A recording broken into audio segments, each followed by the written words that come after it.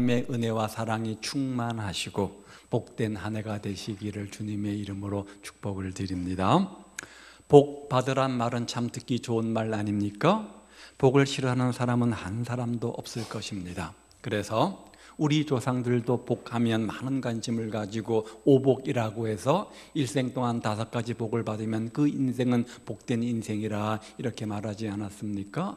첫 번째 복은 수입니다. 장수의 복이죠. 장수의 복입니다. 역시 뭐니 해도 오래 사는 것, 장수의 복이 첫 번째 복인 것 같습니다. 그런 다음 두 번째 복은 부를 이야기했습니다. 뭐예요? 많은 재물, 물질의 소유를 말하는 거죠. 큰 부자가 되는 겁니다. 세 번째는 강령인데 강건함과 평안합니다. 강건함과 평안함, 건강과 평강을 받는 것을 말하죠. 네 번째 복은 유호독이라고 해서 덕스러운 사람이 되는 겁니다. 장수하고 부자도 좋지만 명예롭고 인정받고 존경받는 사람이 되는 것이 큰 복이라고 여겼던 겁니다. 다섯 번째 복은 고종명인데 뭐냐면 오래 사는 것도 좋습니다. 그런데 오래 살 때 뭐죠? 건강하게 사는 것이 중요하겠죠. 고통 없이 마지막 순간 또 이렇게 부름받는 것도 중요한 복 중에 하나라고 해서 많이 오래 살 때 부름받을 때 아무 고통 없이 아무 문제 없이 편안하게 세상을 떠나는 것, 이것을 고종명이라고 하죠. 이렇게 5가지 복을 이야기했습니다. 문제는 사람은 복을 기원하고 축복도 하지만 복을 빌어준다고 해서 그것이 다 복으로 임하는 것은 아닌 것이 문제이죠. 성경에서도 이러한 축복을 우리에게 이야기해 주고 있는데요. 에베소서 1장 3절 말씀을 한번 읽어보도록 하죠. 시작. 찬송하리로다 하나님 곧 다시 찬송하리로다 하나님 곧 우리 주 예수 그리스도의 아버지께서 그리스도 안에서 하늘에 속한 모든 신령한 복으로 우리에게 복 주시되, 이렇게 말씀합니다. 그리고 오늘 본문도 22절 27절 말씀해 보면 하나님께서 복을 주신다, 하나님께서 복을 주신다, 이렇게 말씀하고 있죠. 여기 복이란 단어가 기록되어져 있는데 히브리어로 베라카라는 단어를 쓰는데요, 단순한 어떤 영적인 개념, 영적인 축복뿐만 아니라 이 땅에 살아가는 데 필요한 어떤 세상적인 복, 현세적 복을 다 포함하는 그런 단어입니다. 하나님의 백성으로 살아가는 데 필요한 은혜가 있어야 되고요, 힘이 있어야 되고 지혜가 있어야 되고 성령의 충만함이 있어야 되지 않겠습니까? 그런데 우리가 이 세상을 살아가는데 그것만 필요한 것이 아니지 않습니까? 세상적인 빚도 필요한 겁니다. 물질의 축복도 필요하고요, 자녀의 건강도 필요하고, 자녀의 축복도 필요하고, 건강의 축복도 필요하고, 모든 것들이 필요하지 않습니까? 이 세상을 살아가려면 성도인 우리에게도 물질이 절대적으로 필요합니다. 건강이 절대적으로 필요합니다. 지혜가 절대적으로 필요합니다. 특별한 능력이 절대적으로 필요한 것 아닙니까? 그래서 물질의 축복도 받으시기를 바랍니다. 어찌 물질의 축복만이겠습니까? 세상에서 출세도 하시기 바라고, 저희 교회 안에서 부와 명예와 권세를 가진 많은 분들이 나왔으면 좋겠습니다. 이 모든 것도 복입니다. 자녀가 잘 되는 축복의 주인공 되시기를 바랍니다. 올 한 해 우리 모든 성도님들의 가정에 이러한 축복이 임하시기를 우리 주님의 이름으로 축복을 드립니다. 하나님이 이렇게 복을 주신다고 말씀하시니까 그 복을 우리가 받아 누려야 되지 않겠습니까? 자, 그런데 오늘 본문에 보면 하나님의 축복을 말씀하시면서 반복되는 2가지 단어가 있습니다. 하나는 여호와께서, 또 하나는 복을 주신다.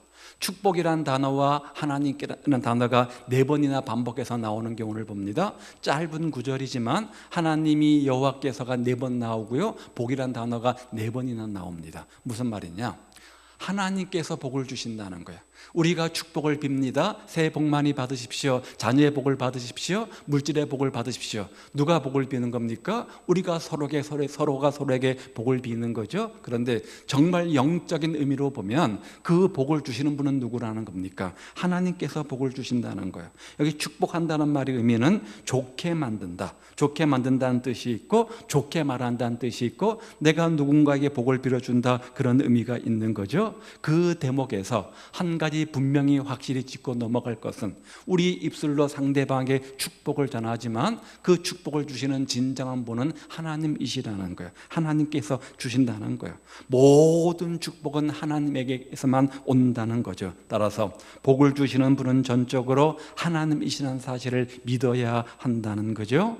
오늘 본문 22절 말씀에 보면 여호와 하나님께서 모세에게 말씀하시기를 아론과 그 아들들을 통해서 이스라엘 자손들을 축복하라 이렇게 명령하고 있습니다. 그런데 이스라엘 자손들이 모세의 명령 축복에 따라서 많은 축복들을 받게 되어질 텐데 그렇게 받고 누릴 축복들 모두가 궁극적으로 하나님에게서부터 온다는 거예요.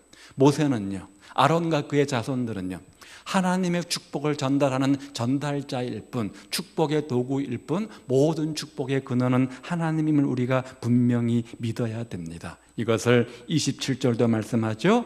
그들은 이같이 내 이름으로 이스라엘 자손에게 축복할지니 내가 그들에게 복을 주리라. 여기 내가가 누구예요? 하나님입니다. 모세와 아론의 자손들은 복을 빌어주는 거고 그 복을 빌어줄 때 하나님께서 친히 복을 주시겠다는 겁니다. 그러므로 다시 한번 확인되는 것은 복을 주시는 주체가 하나님이심을 믿으시기를 바랍니다. 그래서 여호와께서 복을 주신다, 여호와께서 복을 주신다, 여호와께서 복을 이렇게 4번이나 반복해서 강조하고 있는 거죠.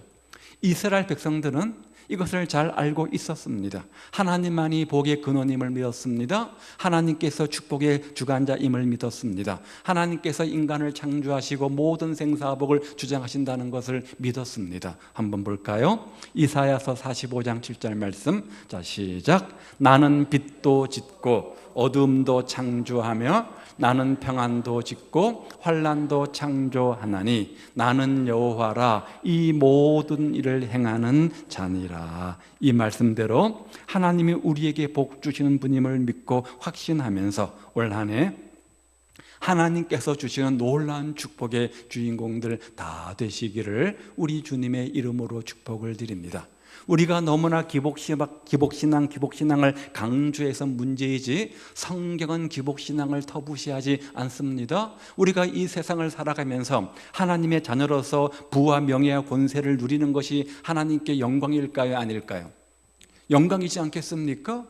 하나님 믿는다고 하는데 열심히 충성하는다는데 그날 끼니 걱정을 한다고 한다면 하나님께 영광이 되는 것이 아니지요. 따라서 우리가 세상의 부와 명예의 권세를 누린 것은 그것은 세상적인 것이다 이렇게 치부하면 안 됩니다. 물론 신령한 복과 함께 더불어 올 때 그것은 의미가 있는 거겠죠. 그렇죠? 그래서 우리가 신령한 축복도 받아 누리시지만 또한 세상적 축복도 많이 받아 누리시기를 바랍니다. 그러면 하나님께서 모세를 통해서 아론과 그 자손들에게 주시는 말씀하시는 축복의 내용들이 어떤 것입니까? 오늘 본문은 3가지를 말씀하는데 오늘 본문을 가리켜서 아론의 축도라고 말합니다. 아론의 축도.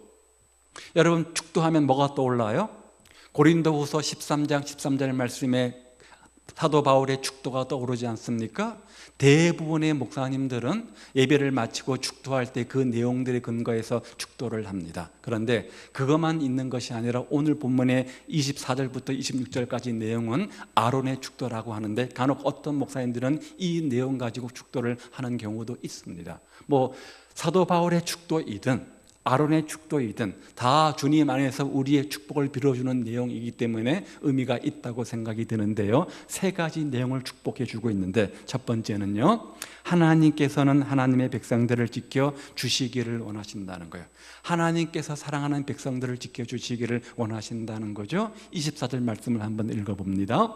여호와는 내게 복을 주시고 너를 지키시기를 원하며 여호와는 내게 복을 주시고 너를 지켜주시기를 원한다 이렇게 말하는데 이 복이란 단어는 아까 말씀드린 것처럼 세상에 속한 복을 의미합니다. 세상에 속한 복을 의미합니다. 특히 우리 삶에 꼭 필요한 재물의 복, 건강의 복, 이 모든 복을 의미한다는 거죠. 그런 복을 주시기를 원하신다는 거예요. 뿐만 아니라 지켜주시기를 원한다. 지켜주시기를 원한다. 자, 하나님께서 우리 인생의 우편의 끈을 되어서 든든한 보디가드 백그라운드 되어서 우리 삶을 지켜주시길 원하신다 이렇게 말씀하고 있는 거죠. 지키다의 원래 뜻은 둘레를 둘러싸서 뭐죠? 세심하게 관심 있게 지키고 보호해 준다, 그런 뜻이 있습니다. 이것은 모든 악한 세력으로부터 보호해 줄 뿐만 아니라 가난과 재앙과 또 걱정과 질병과 전쟁 등 이 모든 것으로부터 안전하게 지켜 보호해 주신다, 이런 뜻을 가지고 있어요. 그래서 신명기 32장 10절 말씀 봅니다.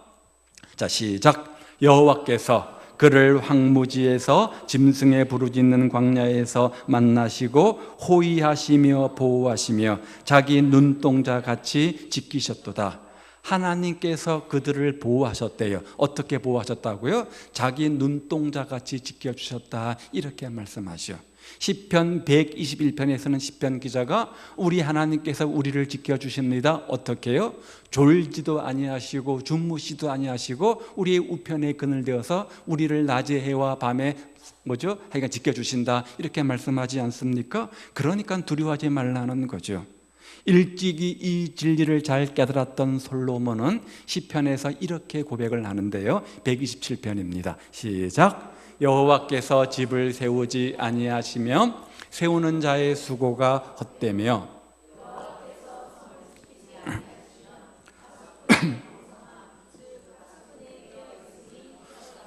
너희가 일찍이 일어나고 늦게 누우며 수고의 떡을 먹음이 헛되도다. 자, 이 말은 하나님의 지켜주시고 보호하시는 것이 우리 인생 속에 절대적이라는 겁니다. 절대적으로 필요하다는 거죠.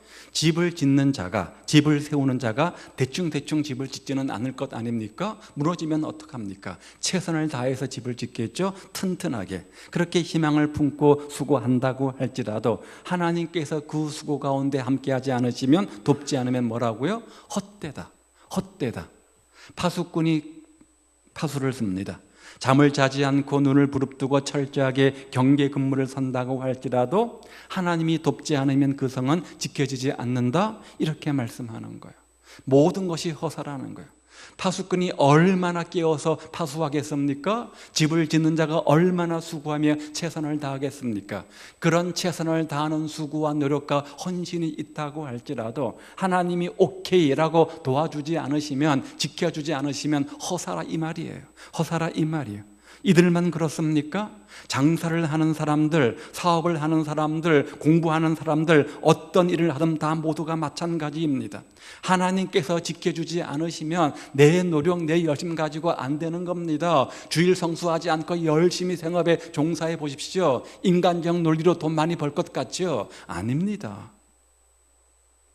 하나님이 지켜주지 않으시면 땀 흘린 자의 수고가 헛될 수밖에 없는 거예요. 헛될 수밖에 없는 거예요. 그러므로 여러분들 모두 하나님이 지켜주심에 감사하며 살 수 있는 믿음의 성도들 되시기를 바랍니다. 보십시오. 너희가 일찍이 일어난다고 했어요. 늦게 눕는다고 했어요. 수고의 떡을 먹는다고 했어요.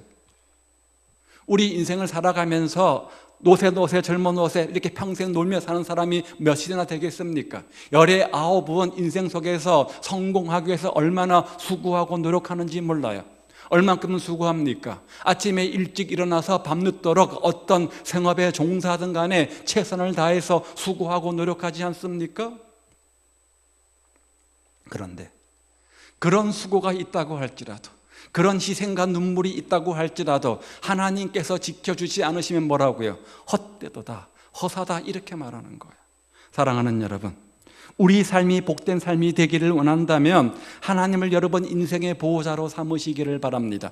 하나님께서 지켜주시기를 바랍니다. 여러분의 생업도 지켜주셔야 되고, 여러분의 건강도 지켜주셔야 되고, 여러분의 가정도 지켜주셔야 되는 거예요.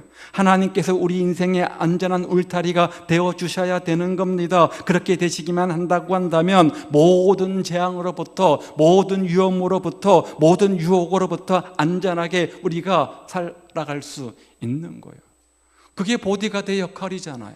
그게 보디가드의 역할이잖아요. 하나님께서 우리 인생의 우편에 그늘 되어서 지켜주신다. 졸지도 아니하시고 주무시도 아니하시고 지켜주신다. 세상에 그 어떤 보디가드가 졸지도 않고 주무시도 않고 우리를 지켜줍니까? 하나님께서 그렇게 하시겠다는 거예요. 올 한 해 그런 하나님의 보호하심을 받는 안전한 삶, 그런 여러분들 되시기를 우리 주님의 이름으로 축복을 드립니다. 자, 두 번째 복은 뭐예요? 25절에 보니까 은혜를 베풀어 주신다고 말씀합니다. 25절 읽어봅니다. 시작. 여호와는 그의 얼굴을 내게 비추사 은혜 베푸시기를 원하며. 첫 번째 복은 하나님께서 우리를 지켜주신다고 말씀합니다. 하나님께서 정말 우리 가정을, 우리 교회를, 내 인생을 지켜주시기를 원합니다. 여러분, 얼마나 많은 유혹들이 있는지 몰라요. 얼마나 많은 위험들이 있는지 몰라요. 밤새 안녕이라고 얼마나 많은 일들이 있는지 몰라요. 그 모든 일들 가운데 하나님께서 지켜주셔야만 되는 것 아닙니까? 길을 가다가 우연히 사고당하기도 하고요, 원치 않은 아픔과 질병과 고통이 오기도 합니다. 정말 하나님이 도우지 않으시면, 하나님이 지키지 않으시면 우리가 하루하루 살아갈 수가 없는 거예요. 어쩌면 오늘 이렇게 살아있다는 것, 오늘 이렇게 숨을 쉬며 주 앞에 나와 예배할 수 있다는 것, 이것 자체가 하나님의 큰 축복 아닙니까? 하나님의 큰 은혜가 아닙니까? 그렇게 지켜주셔야 되는 거예요. 뿐만 아니라 은혜 베풀어야 되는 거예요. 하나님께서 은혜 베풀어 주셔야 되는 거죠. 여기 은혜란 말은 히브리어로 사랑과 호의를 베풀어 준다, 불쌍히 여겨준다, 동정과 자비를 느낀다, 그런 말이죠. 헬라어로 우리가 잘 아는 것처럼 카리스, 뭡니까? 그냥 거저주는 공짜 선물을 말하는 거예요. 나 오늘 선물 받았어. 나 오늘 선물 받았어. 이 말은 내가 어떤 노력의 대가로 얻어지는 결과물이 아니라 나는 받을 자격이 없는데, 아무것도 없는데 그냥 거저주는 것을 우리가 선물이라 이렇게 말하지 않습니까? 선물이라 이렇게 말합니다. 은혜는 그런 거예요. 하나님께서 주시는 선물입니다. 죽을 수밖에 없는 인간에게 조건 없이 베푸시는 하나님의 한량없는 사랑과 긍휼의 자비, 이것을 바로 은혜라 이렇게 말하죠. 우리는 그 은혜로 말미암아 살아가고 있고 앞으로도 살아갈 겁니다. 특별히 우리는 죄악 가운데 있었습니다. 죄와 사망의 권세에서 죽을 수밖에 없는 죄인들이었습니다. 그런 우리를 하나님께서 구원시켜서 하나님의 자녀 삼으셨습니다. 어떻게 해요? 내가 교회를 30년 다녔기 때문입니까? 내가 이런 직분을 갖고 있기 때문에 그렇습니까? 내가 세상에서 박사학위를 받았기 때문에 그렇습니까? 키가 180cm 이상 된 사람이기 때문에 그렇습니까? 특별한 외모가 있기 때문에 그렇습니까? 아닙니다. 뭐 때문에요? 은혜입니다. 에베소서 2장은 이렇게 말하죠. 너희가 그 은혜로 인하여 구원을 얻었나니 이것이 너희에게서 난 것이 아니요 하나님의 선물이라. 행위에서 난 것이 아니니 이는 누구든지 자랑치 못하게 하려 함이라. 다른 건 잘 모르겠어요. 여러분들이 돈을 많이 벌고 부귀 권세를 누리고 영화를 누리는 것, 뭐 이만큼 여러분의 노력도 있겠죠. 그런데 적어도 구원만큼은 우리의 노력은 요만큼도 없는 거예요. 0.00001%도 없는 거예요. 100% 모든 것이 뭐예요? 하나님의 은혜예요. 하나님의 은혜예요. 그렇게 은혜로 구원받은 우리는 오늘 현실 속의 삶을 살아가는데 무엇으로 살아갑니까? 역시 은혜로 살아가는 거예요. 은혜로 구원받은 우리는 은혜로 살아가는 거예요. 은혜로 살아가는 거예요. 그런 은혜를 하나님이 올 한 해 여러분 인생 속에, 여러분 가정 속에, 우리 교회 가운데 충만하게 주시기를 주님의 이름으로 축복을 드립니다. 이스라엘 백성들은, 적어도 오늘 본문에 등장하는 이스라엘 백성들은 그런 하나님의 은혜가 없었다면 다 죽을 수밖에 없는 백성들입니다. 오늘 본문의 배경을 살펴보면 이스라엘 백성들은 하나님의 은혜가 없으면 도무지 살 수 없는 그런 상황, 그런 환경 속에 있습니다. 지금 이들이 처한 삶의 환경은 어디입니까? 광야입니다. 창세기, 출애굽기, 레위기, 민수기니까 모세오경이잖아요.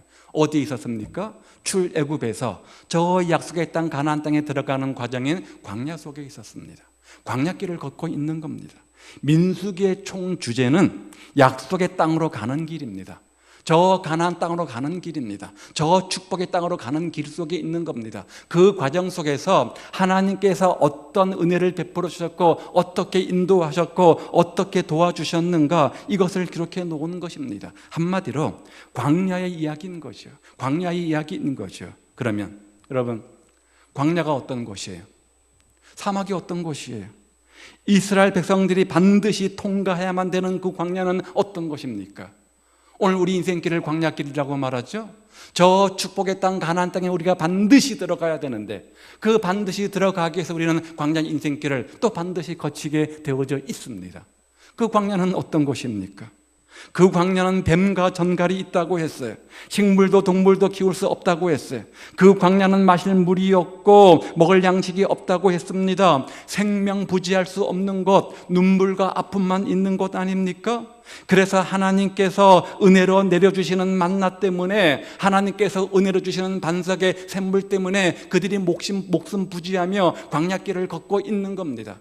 그들을 인도하시는 구름 기둥의 하나님의 인도 은혜 때문에 그들이 인생길을 걷고 있는 겁니다. 광야는 그런 곳입니다. 그 광야에서 하나님의 베푸시는 은혜가 있었기 때문에 만나의 축복이 있었습니다. 쓴물이 단물로 변하는 은혜가 있었습니다. 이런 축복이 있었기 때문에 이들이 생존할 수 있었던 거예요. 그것은 오로지 하나님의 돌보심과 하나님의 자비하심과 하나님의 절대 은총의 은혜에서만 가능한 거죠.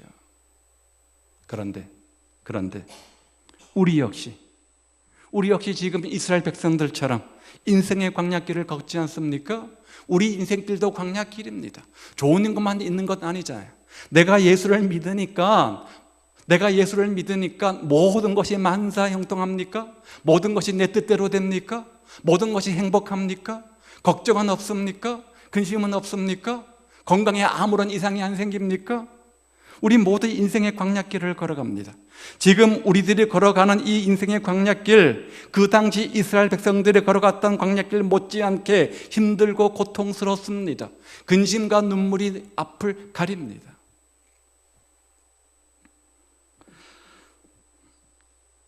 이토록 살벌하고 이토록 위험하고 이토록 문제만은 끓이지 않는 이 광야 같은 인생길에서 우리에게 정말 필요한 것 하나가 있다고 한다면 내 노력도 중요하겠죠. 내 열심도 중요하겠죠. 내가 수고하고 희생하며 최선을 다하는 것도 중요하겠죠. 그런데 그 모든 것 위에 베푸시는 하나님의 은혜가 있어야 되는 거예요. 공부 잘하면 모두가 서울대 갑니까? 열심히 공부하고 노력했는데 공부한 것만큼 점수 안 나올 수 있어요. 내가 수고하며 열심히 생업에 종사했는데 모두가 부자 됩니까? 아닙니다. 수고한 것만큼 복 받는 것, 그것도 은혜입니다. 공부한 것만큼 성적 나오는 것, 그것도 은혜입니다. 하나님께서 은혜를 베풀어 주셔야 돼요. 하나님의 축복이 있어야 돼요. 하나님께서 여러분 인생을 지키시기를 원합니다. 하나님께서 여러분 가정에 든든한 보디가드, 백그라운드가 되어주시기를 원합니다. 올 한 해 하나님께서 우리 교회에 든든한 우편의 그늘 되시기를 원합니다. 거기에 플러스해서 베푸시는 은혜가 있기를 원합니다. 내 심령 속에 우리 가정과 우리 교회 이 나라 임의 속에 임하는 하나님의 특별한 은총이, 특별한 은혜가 있기를 바랍니다. 내가 열심히 했기 때문에 그가 아니라 그저 사랑스러운 하나님의 자녀이기 때문에 베푸시는 은혜로 충만한 올 한 해의 삶이 되시기를 우리 주님의 이름으로 축복을 드립니다. 그래서 직장에서 승리하십시오. 학교에서 승리하십시오. 생업의 현장에 승리하는 저와 여러분 되시기를 바랍니다. 마지막 세 번째 하나는 평안의 복을 말씀하시죠. 26절 시작. 여호와는 그 얼굴을 내게로 향하여 드사 평강 주시기를 원하노라 할지니라. 그렇죠? 자, 그 얼굴을 내게로 향하여 드사 무슨 말이냐면 마치 젖을 먹이는 엄마가 아기를 가슴에 품고 젖 먹고 있는 아기를 물끄러미 바라봅니다. 어떤 마음으로 바라볼까요? 아이고 미워 죽겠다 이런 마음일까요? 너무 사랑스러운 마음일까요? 너무 사랑스러운 마음 아닙니까? 그래서 표현하기를 눈에 넣어도 안 아프다 그런 마음으로 표현하지 않습니까? 이게 부모의 마음이에요. 자식들은 몰라요. 저도 몰랐어요. 근데 나중에 커서 부모님 돌아가시고 혼자 고아가 되고 나이 들어보니까 그 부모의 은혜와 사랑이 얼마나 큰지 알겠어요. 때는 늦으리. 여러분 잘하시기 바랍니다. 부모의 마음은 그런 거예요. 그런데 우리 주님의 마음이 그렇다는 거예요. 어머니 품에 안긴 아기는 얼마나 평안하겠습니까? 근심이 있을까요? 걱정이 있을까요? 천지가 개벽해도 밖에는 지금 난리가 나도 난리 부르스를 떨어도 이 엄마 품에 안긴 아기는 평안합니다. 평안합니다. 엄마 품에 안겼기 때문에 그래요. 그런 사랑스러운 눈으로 하나님이 누구를요? 우리를 보신다는 거예요. 그 말이 이 말이에요. 그 얼굴을 내게로 향하여 드사. 그 다음에 뭘 주신다고요? 평강을 주신대요. 평강을 주신대요. 샬롬. 샬롬을 주신다는 거예요. 행복을 주신다는 거예요. 평안을 주신다는 거예요. 우리가 쓰는 말 평안이죠. 원래 이 평강은 평안함 플러스 강건함입니다. 평안함과 강건함을 주시겠다는 거예요.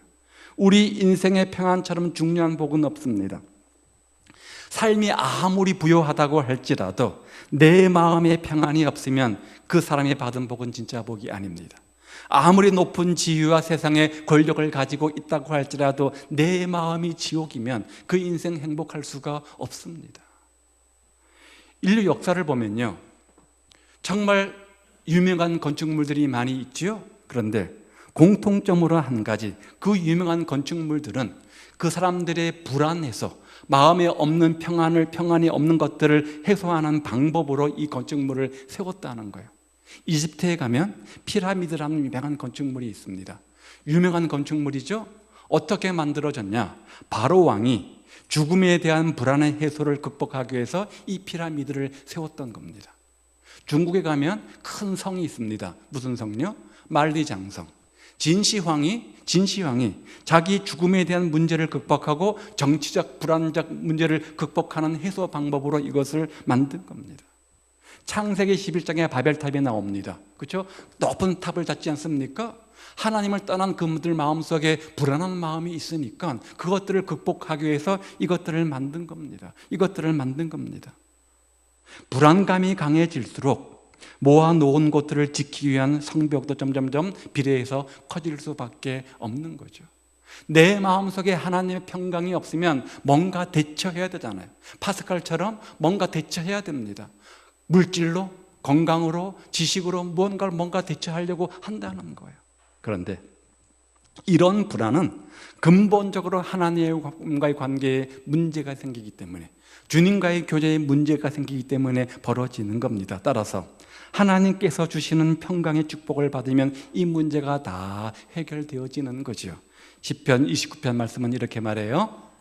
시작. 여호와께서 자기 백성에게 힘을 주심이요 여호와께서 자기 백성에게 평강의 복을 주시리라. 하나님이 우리에게 무슨 복을 주신다고요? 평강의 복을 주신다고 말씀합니다. 예레미야 선지자는 또 이렇게 말하는데요. 시작. 나 여호와가 말하노라. 너희를 향한 나의 생각은 내가 아나니.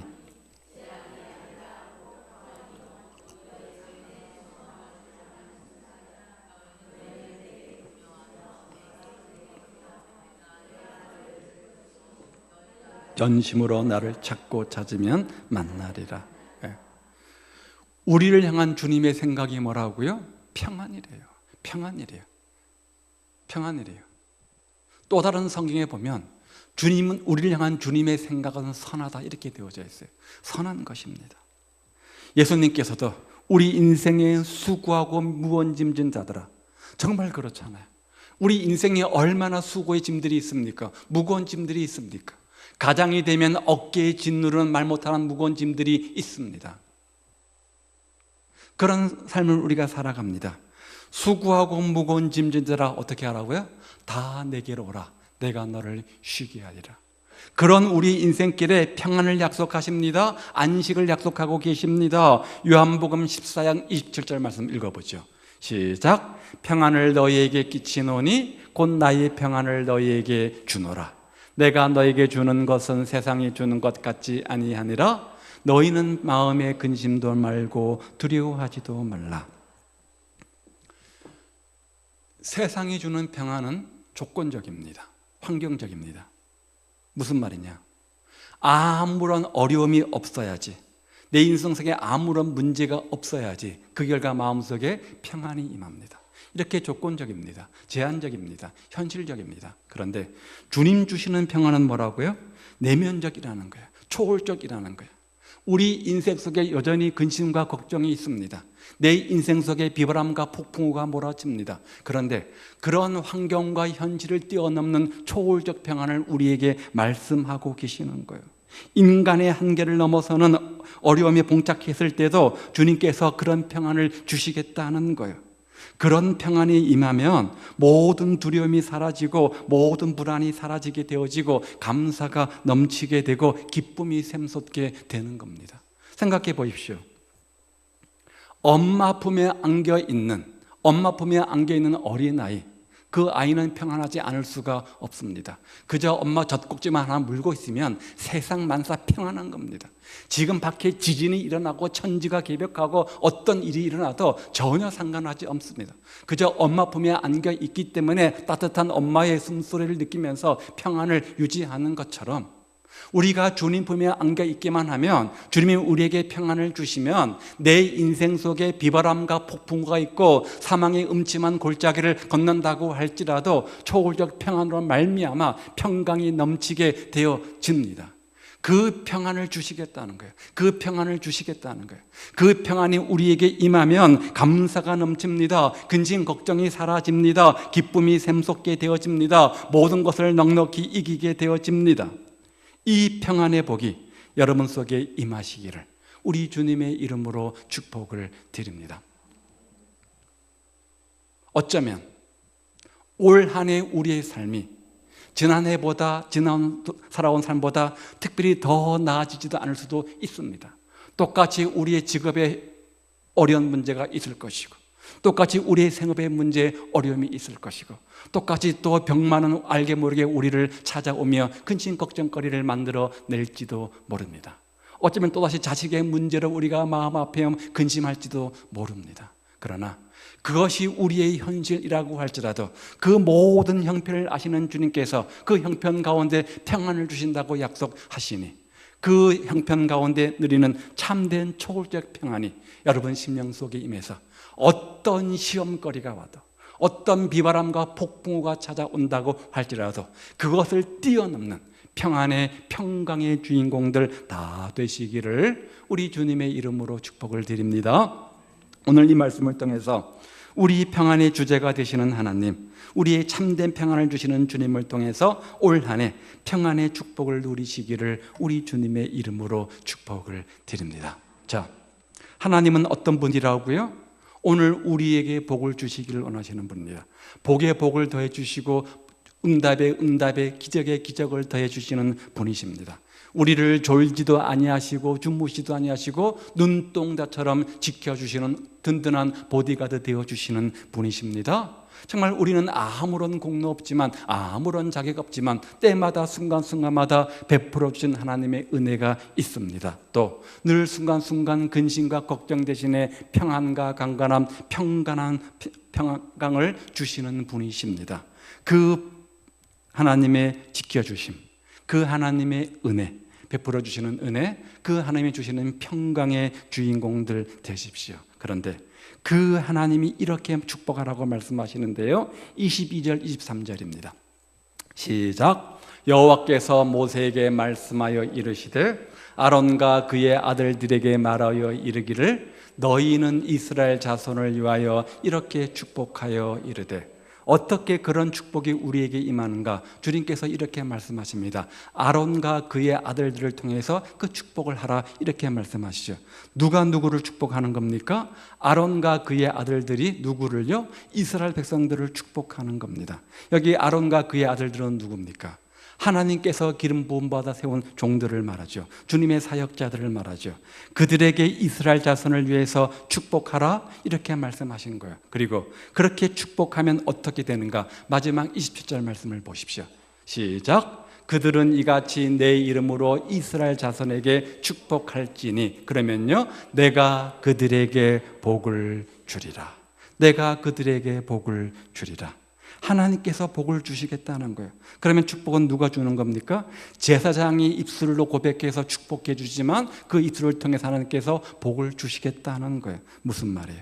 주의 종이 믿음으로 축복하면 책임져 주시는 분은 누구라는 거예요? 하나님이시라는 거예요. 따라서 주의 종들의 축복이 얼마나 소중한지 알아야 하지요. 축복하면 하나님께서 그 축복대로 복을 주신다는 하나님의 약속의 말씀입니다. 따라서 정말 올 한 해 여러분 모두가 이 아론의 축복의 주인공들 다 되시되 하나님께서 복의 복을 더해 주셔서 여러분의 삶을, 여러분의 인생을, 여러분의 가정을, 우리 교회를 하나님께서 지켜주시기를 원하시고, 또 하나님께서 큰 사랑과 은혜를 여러분 인생 가운데 베풀어 주시기를 원하고, 또 근심 많은, 걱정 많은 세상, 울릴 많은 세상 속에 하나님께서 그런 환경과 현실을 뛰어넘는 초월적 평강, 평안함과 강건함을 얻으셔서 정말 여러분에게 그런 축복, 은혜와 평강으로 늘 함께 해 주시기를 우리 주님의 이름으로 축복을 드립니다. 기도하겠습니다. 하나님 아버지, 우리 함께 기도합니다. 올 한 해 우리 모두가 오늘 본문의 아버지 아론의 축복처럼 아론의 축복의 주인공 되기를 원합니다. 복의 복을 더해 주십시오. 하나님, 나를 지켜 보호해 주시길 원합니다. 아버지, 내 가정, 내 교회, 내 인생 가운데 은혜 베풀어 주옵소서. 세상이 주는 평안이 아니라 주님께서는 참된 초월적 평강의 주인공 되게 하옵소서. 그런 하나님의 축복과 은혜와 평강으로 늘 함께하는 축복의 주인공 되게 하옵소서. 함께 기도합니다.